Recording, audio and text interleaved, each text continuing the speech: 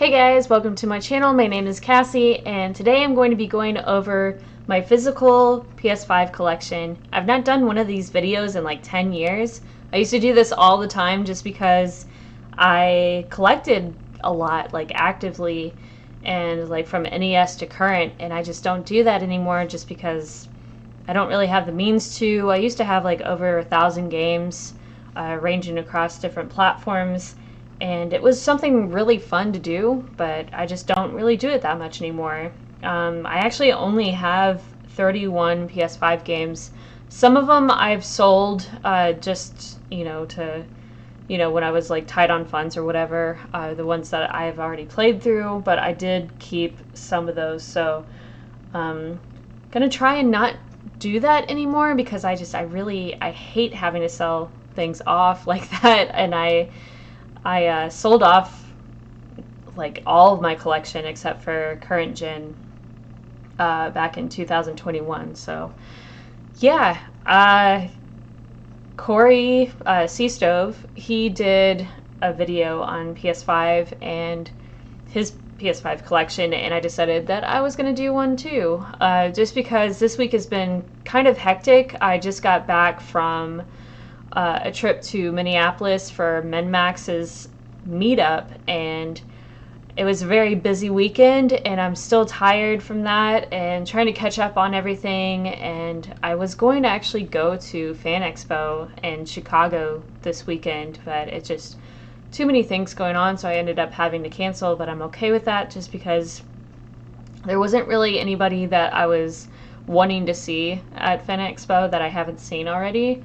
And yeah, so I decided I was just gonna work on stuff, so this is what I'm doing. And yeah, so let's get to it. And first game, Astrobot. I platinumed this, and I've played all but like 3 of the last DLC levels that I still need to get to. But this game is a blast if you love 3D platformers. Also, like, it also has so much nostalgia from like PlayStation 2 and PlayStation 1, a bunch of characters that you can find that we just don't see anymore, and I hope that PlayStation takes a little bit of a lesson from Team Asobi and realizes that some people do really want these franchises back, but I don't know. I don't really trust anything anymore. God of War Ragnarok. I really loved 2018. I played probably like a third of this game, and it didn't pull me in nearly as much, but I think also I was just really busy at the time when I was starting to play this, so I never did finish it. But I do plan on restarting and from the beginning and going back and playing through this as a whole. I do really like this one in 2018. I've not really played much of the originals, but I liked what I played. They're quite a bit different from these, though.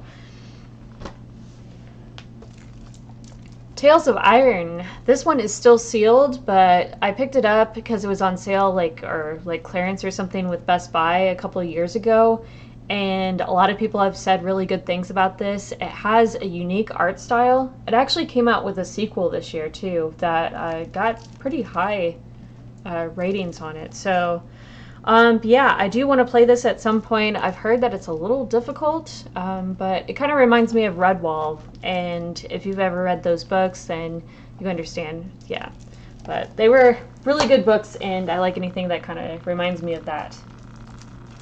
Returnal, another game that's still sealed because I have not played through it. I don't know if it's just because it's a little intimidating or what, but I do like roguelites, what I've played of them, and this one has a little bit of creepy vibes, and I don't do so well with creepy when it's video game.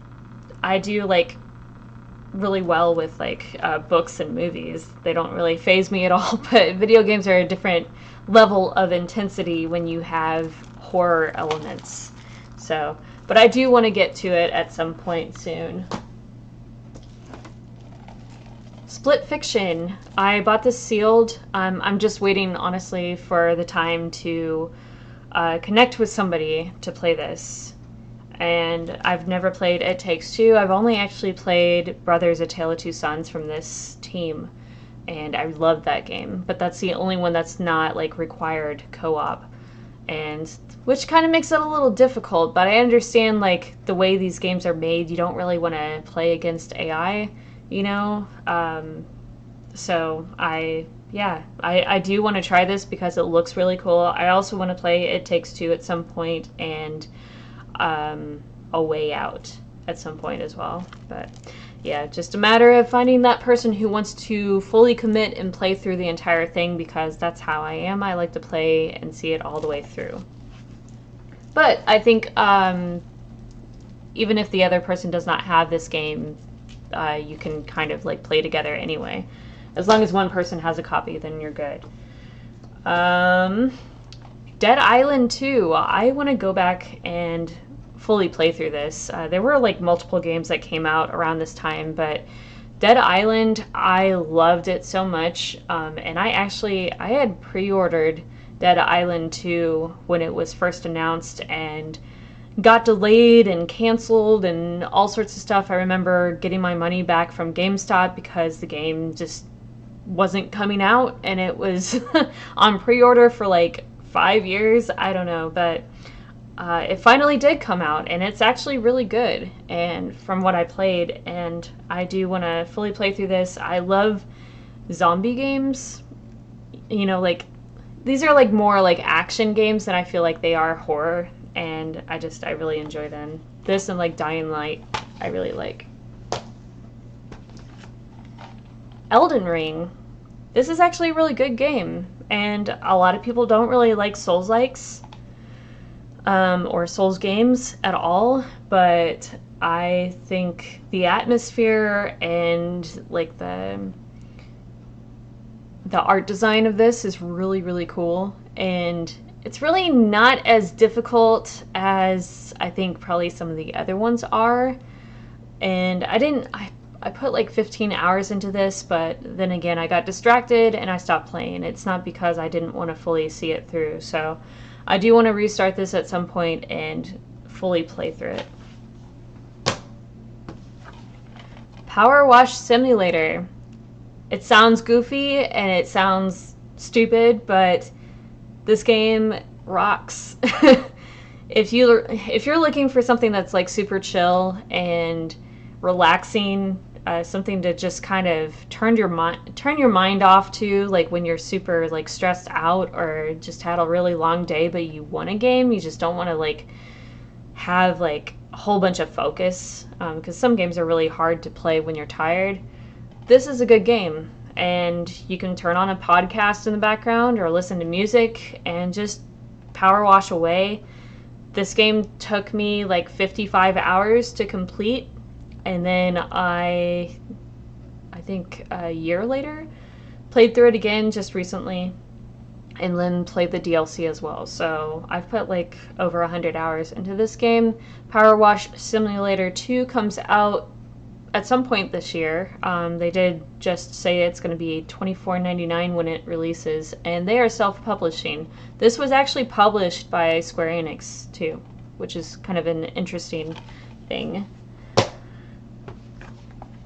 Lego Star Wars The Skywalker Saga. I really used to like Lego games a lot. I've not played this one just yet, but like I really love Lego Jurassic World is like one of my favorites. I put like 35 hours into that and platinumed that. I really like the Harry Potter ones as well. I played bits and pieces of the Star Wars, the original ones. I know that this one kind of changed perspective. It's more like a third person, which is kind of a little bit weird, or just like the angle of it. And the gameplay is supposedly pretty different, but I think people liked it, so I'll get around to it at some point, I'm sure, but those I always like to platinum, so it's going to take me some time. Metal Gear Solid Collection. This one has Metal Gear Solid 1, 2, and 3. I've only played Snake Eater. I am actually looking forward to the remake, and I need to play the first two as well. Honestly, I just never decided to go through them, and I didn't really grow up with PlayStation as much as I did Nintendo, so I kind of came to all this late, and I just never got around to it. Yeah, but I know people love Metal Gear Solid. The music is incredible, and Snake Eater was really good, so. Ratchet and Clank Rift Apart. I actually borrowed this from a friend quite some time ago, and I got pretty far, but I bought my own copy, and I plan on playing through it at some point. This is the only Ratchet and Clank game I've actually played.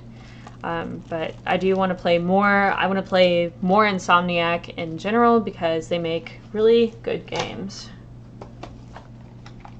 My Time at Sandrock. My sister actually gifted this to me for Christmas. She really likes the My Time series. My Time at Portia. I played quite a bit of that, and I really enjoyed it. It's kind of like a farming sim, kind of like a Harvest Moon like.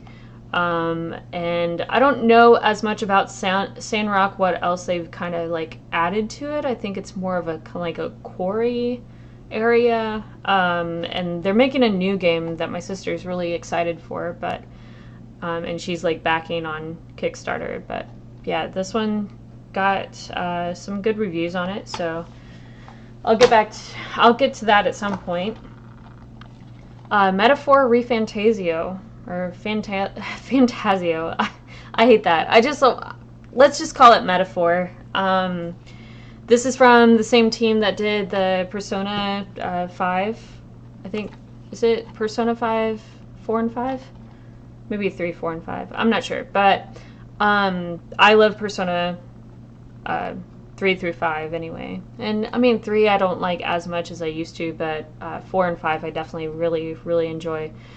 And this one's kind of more of like a fantasy type, rather than like the classroom school sort of thing.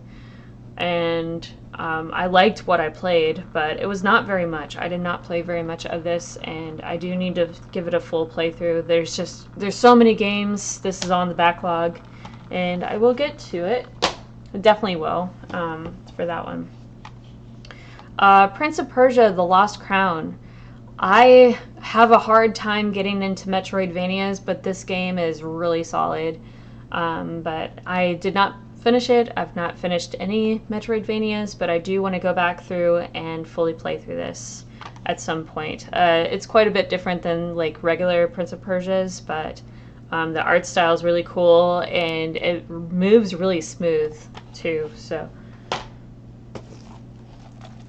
Bramble the Mountain King. This is sealed, but I played it on Game Pass and then I bought it. This game is really good. If you like puzzle platformers like Inside and Little Nightmares, this is like Nordic folklore and kind of like horror. It's got really dark themes, but it's really solid and kind of under the radar, like a hidden gem. Definitely look into Bramble. As Dusk Falls. This was another Game Pass game that I bought on PS5 after I played through it.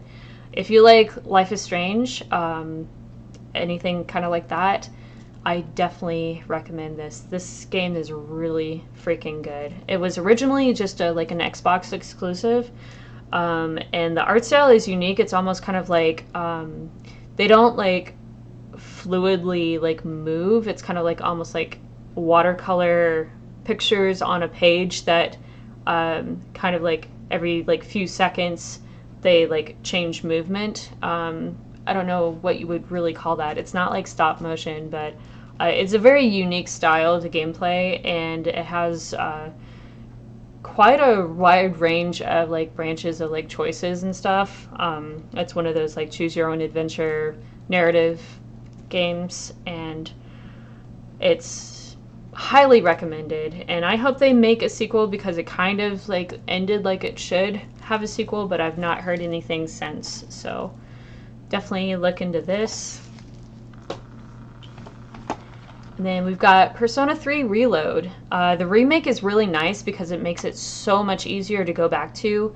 Persona 3 Fez was the first game in the series that I actually like started back like right out of high school. I think it was like 2008, like 2 years out of high school or whatever when Persona 3 came out or something. But I really liked it back then. I was like, there's nothing else like this. The cutscenes are incredible, which they took out of the PlayStation Portable version. But they kind of like included all that like in here. So I appreciated that. But I think Tartarus is kind of a slog to get through compared to like Persona 4 and Persona 5's like dungeons.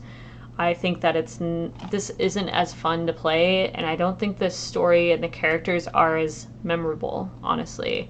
And the DLC I just did not really care for at all, but still solid, and a lot of people still really like it. Some people like this one the most. I think 5 is my favorite, and then I really like 4 as well, and I'm excited for the remake of 4. They're doing the same treatment.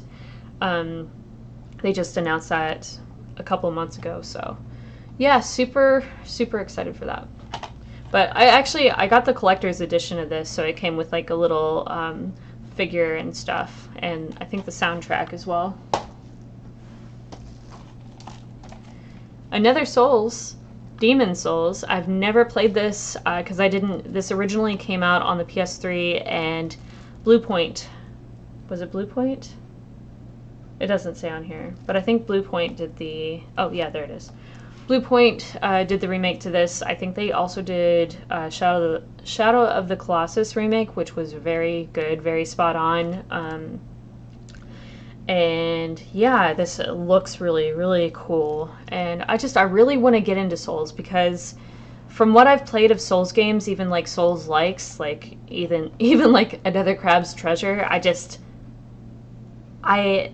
there's some games where the difficulty feels like so, I don't know, satisfying. Like when you actually like get through these like difficult parts. And I feel like Souls-likes are those types that like, while frustrating, don't frustrate me to the point where I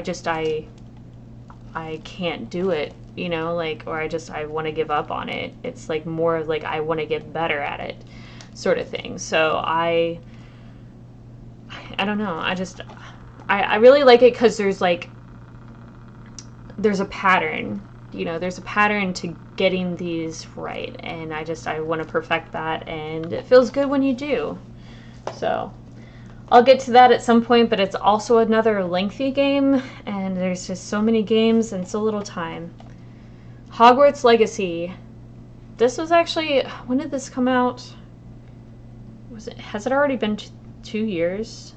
It may have been 2023. Yeah, 2023 when this came out. That's crazy. But it was my favorite game of that year, I think. One of my favorite games anyway. I really enjoyed this a lot. I did like pretty much every side quest. I did not platinum it, but I did pretty much everything, you know, fully explored the map and everything, and I think they really dug deep into the Harry Potter lore, and I really appreciated that. They really did a really good job, I think, and it sold a lot of copies, and people probably from the outside looking in think that it's just a gimmick. It's not. It's good. Another, like, incredible game, Cocoon. This is from like some previous Playdead employees, ones that made Inside and Limbo, and Cocoon is just an incredible experience. I think the audio design is like some of the best I've heard in any indie game, and it's just, I really like this a lot. I think this is a 10 out of 10 game. This also came with like some little not really like coasters, but they're kind of like art cards, and it's pretty cool. You kind of play like as a cicada, I think it is, and you're kind of like moving around orbs, like a puzzle. It's not like the typical like Limbo or Inside type of puzzle game, because it's not so much a platformer as it is just kind of like an atmospheric puzzle. So I think if you want to take like a puzzle and mix it with something like Journey or like Abzu, but like different, yeah, and I really appreciated this. Highly recommend that. Star Wars Jedi Survivor. I actually met him at Fan Expo last year, and he's pretty cool. I also like Shameless, so obviously. But I did not play very much of this, and I want to so bad. This is another like Souls-like game that I really enjoy, even though it's difficult. And I know there's like difficulty like levels and stuff you can like turn it down, but I play this on normal, and it's hard, but not like to the point where you can't get through it, I don't think. I really like these. I think these are like some of the best like Star Wars games, and I really want to go back and like play more of this for sure. And it has amazing platforming. It reminds me a lot of like Uncharted in ways, like with the platforming, and we just don't get that anymore. So yeah, definitely love these, and I think they're doing a third one at some point, so we'll see. It depends. EA can kind of be suckish sometimes. And then we've got Potion Permit. I got this from Best Buy. This one looks really interesting. It's kind of like I guess kind of like a farming simulator, but it also has like some alchemy and stuff. I'm not really sure exactly, but it's got good ratings and it looked interesting, so I got it. Just need to put some time into it. I think this one's a little bit longer too, so have to make time for that. Resident Evil 4.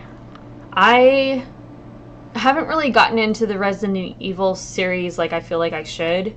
I played quite a bit of 7 and really liked that, and Resident Evil 4 was my first game that I actually like, Resident Evil game that I actually put some time into on GameCube back in the day, and I really liked Resident Evil 4 back then. And the remake's supposed to be amazing, and I haven't gotten around to it yet, but I really need to, because 4 is, I guess, less scary than, 1 through 3, I guess, in a way, but the chainsaw guy freaked me out, so, and also that, like, big, giant crocodile monster thing, but I'll get to that soon, hopefully. Sackboy, A Big Adventure. I don't know why I said it like that. I'm having trouble talking today, if you haven't noticed. Some days it's like that. But I wish we got like a Little Big Planet 1 through 3 collection. That would be really good. Even as just a port, I don't care. Like, put it on PlayStation Plus, not in the PS3 version, because I don't want to stream them. I want to actually just download them and play them. But yeah, I plan on playing this at some point this year, so I don't know if I don't think I included this in the games that I want to get through this year, but this is going to be another one of those. I love 3D platformers, and the other ones were kind of more like 2D platformers, kind of like puzzle platformers kind of in a way, which, I love, so yeah. Then we've got Sifu. This one's supposed to be really cool. I'm not a big, like, fighting game fan, but, like, when it's done, like, when it's unique, like Sifu is, because I think, like, as every time you die, you get older, so you get slower, but you also have more experience, sort of thing. And that just seems really cool to me, and I think I could push through this. I know it's supposed to be kind of hard, but I do want to get to this soon. Maybe I'll put it on my like must play through next year if I don't get to it this year, which I don't think I will because there's too many freaking games. And then we've got Grand Theft Auto 6 next year, so that's all over. Alan Wake 2. We played the first Alan Wake for Game Club, I think almost 2 years ago, and I actually liked it a lot more than I expected. I still have not played Control, so that's really the main reason why I have not opened this one yet to play. I know you don't have to, but they're connected, and I like to play things kind of like in an order of release sort of thing. That's just the way my mind works, but yeah, I'm excited to play this because I did like Alan Wake quite a bit more than I expected to, even though Alan Wake as a character is kind of a dick. I don't really like his character at all, but I think that's kind of the point. But it kind of has like some. I think this one's supposed to be scarier, which, I mean, Alan Wake wasn't that scary. It's a little tense, but in some points, and I didn't really like using the flashlight as a weapon, even though it was like a cool aspect. I don't think it. Sometimes it got really difficult, but not like in a fun way. Yeah, but I do want to give this a go. This will probably be next year as well. One of the best games of the 2020s, another one, Pentiment. This is the only limited run game that I've ever purchased. And I would have done Hi-Fi Rush as well. Like they said, they announced it around the same time and then they didn't do it. I don't know if it's because the whole thing that went on with Tango and Xbox. But this game is amazing, and it's by Obsidian, and it's such an odd game for that team, or just an odd game in general, because it's not like anything else I've ever played before. It's like a narrative adventure game, and it's set like in the 1500s, I want to say, in like the UK, and it's just it's got like a lot of like history to it, and it's really unique in style because it's kind of got like this like calligraphy like style of writing, like this really kind of like fancy like written on paper type of writing, because you play like as kind of like an artist, and like there's like some murder that takes place and you're like trying to solve this mystery, because it's like all like within the church or whatever, and it's like this weird thing going on. It's really hard to explain this game, and as somebody who isn't religious, I found it really fascinating because of like the history behind it. So definitely give this a go. It's incredible. Highly like it. If you're not like into reading though, like this is practically like all reading, and like choosing. It's kind of like an RPG, I guess, in a way, but not. But it's a narrative adventure game, and it does have like some mini games in it as well. But it's mostly reading everything on screen. But also like the way that like everything's written. When you're like reading different characters have different styles of writing to like fit their personalities, and that's just something that's like really interesting to me because I've not seen that before. Far Cry 6. I played a little bit of this, and I used to really love Far Cry. Like I love Far Cry 3 is one of my favorite games of all time, and I really enjoyed 5 as well. 4 I have trouble getting into for some reason. I'm not sure what it is. And then Far Cry 6, like I played some of it, and it did not feel great to me personally. But it's been a while. I have not touched it since it came out. But yeah, I'll have to give it more of a chance. Hopefully it was just me like in the moment not liking it, but because sometimes that happens with me as well. So I'll go back to it at some point. The Hitman trilogy, like I've been wanting to play this for a long time. These are like the reboots or whatever, but these are supposed to be really good games, and they sound really interesting and something that I would like because it's kind of like a sandbox stealth agent game, and that just sounds fun to me. And they're doing the James Bond, the new game that's going to come out, First Light. So we'll see how that's going to be too, because that sounds like this team would be perfect for that. And I miss playing James Bond games. So yeah, definitely going to give this a try. Hopefully soon. I don't know. Maybe I'll get to the first one this year. That may be a priority. I'm not sure. I keep saying that, but it's like I keep playing all these new games. Diablo 4. I played like the beta of this back when that came out. That was like 2 years ago.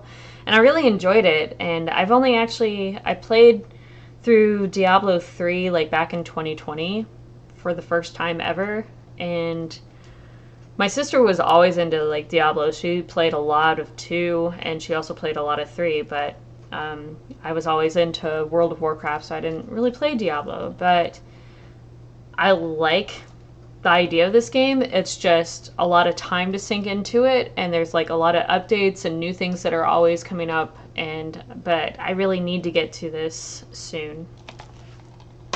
All right, and now we are on 30 minutes. Sorry, guys.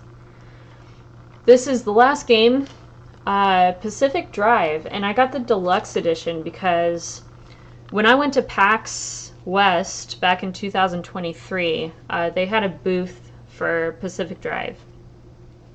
And I stood in line for quite a while, but I was talking to the devs and stuff and just like had a good experience, like just like in line and playing the game. And I wanted to support them. I have not gotten around to the game yet, and I really liked what I played a lot back then. I've not, touched it since, but this deluxe edition also comes with like a little art book, I think, as well. I can't remember what this came with, but some cards, art cards, and a journal. But it's kind of like a roguelite. They said it wasn't, but it definitely feels like that.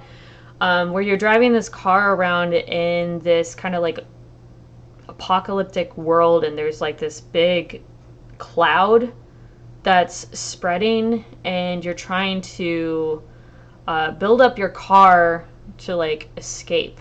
And it's really, really interesting because it's all surrounded in like, gathering resources and building your car up to get out of the way of this incoming doom. So it's pretty interesting. And this is like the only horror game that's like based inside of a car, I think, like that. But yeah, definitely look into this. It got really good reviews too. I just, like I said, haven't gotten around to it because there are so many games and so little time. But yeah, sorry for going so long. I just ramble on about everything, but I hope you guys enjoyed this video. I only have PlayStation 4 and Switch other than this, so hopefully I'll do that at some point. I think Switch is pretty small as well, but PS4 I have quite a few games, so that would take a while to go through. But if you enjoyed this video, give it a like and subscribe, and I will see you guys next time.